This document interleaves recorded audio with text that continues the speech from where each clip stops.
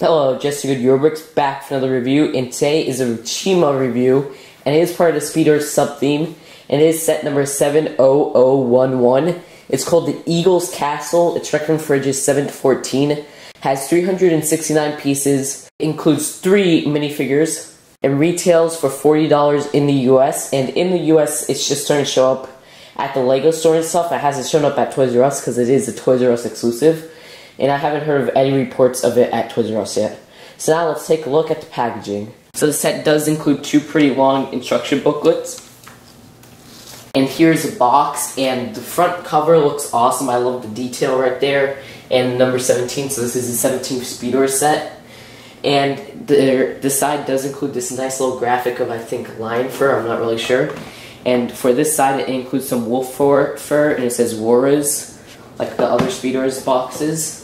And the back shows some of like the play features and stuff like that and what's included.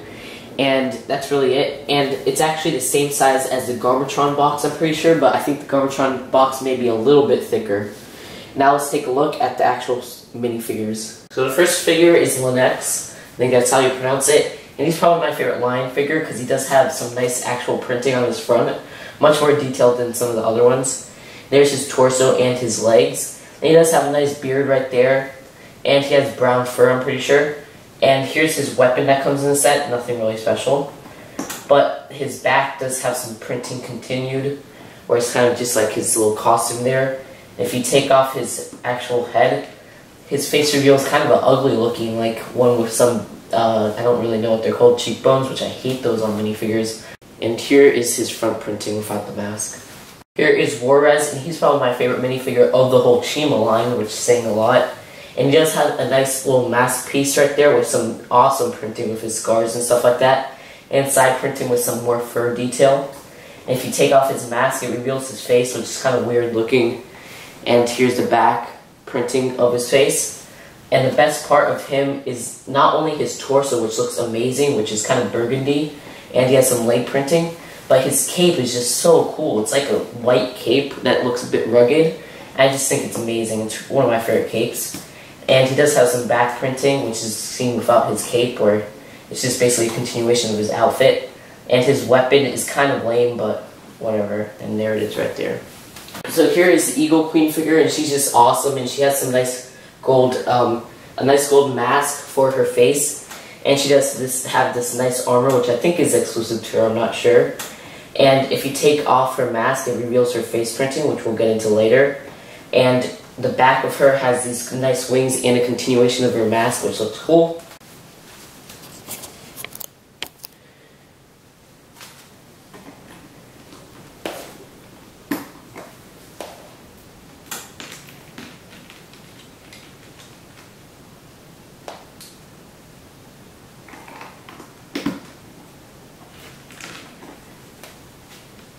And here she is without all her armor, and you can see her awesome facial printing and dress printing, and some awesome back printing and a double-sided face. So here are the 2 Speedorz of the set, and it's Warez and Lennox's Speedorz.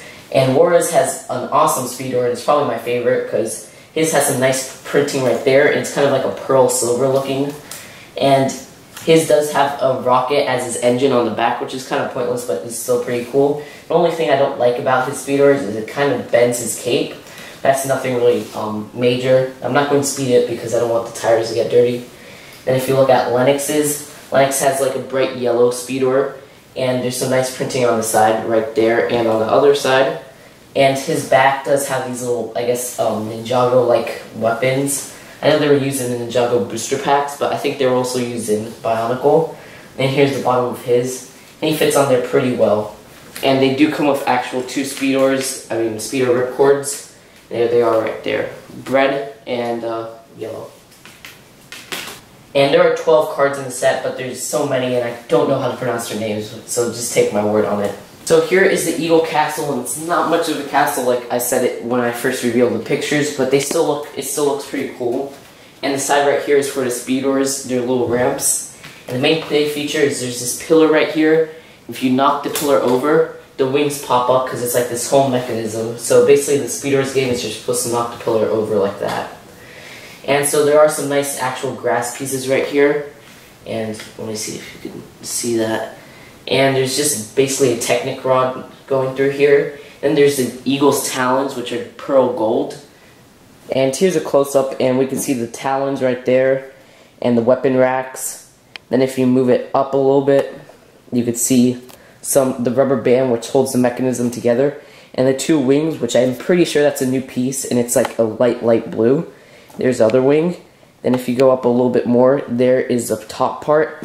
And the Eagle Queen fits on there pretty well, and you could just stick her on right there, and I know she doesn't have her armor or anything. And there's these awesome two wings right here, which were the same ones down here. And that's really it. And if you look on the back side, there's really just some mechanisms. And that is the same piece from the City Garage. And so that's it for a set, and now into the final verdict. Overall, I think this is probably my favorite Speedorz set, and I know it's the most expensive of the few, and it is really hard to find. But the $40 price point is almost perfect for the price per piece ratio of 369 pieces. And so I do rate this set an actual 9.25 out of 10 because all three minifigures are just phenomenal. And the actual structure itself isn't really that special, but I do love the play mechanism and this really cool eagle top part right up there.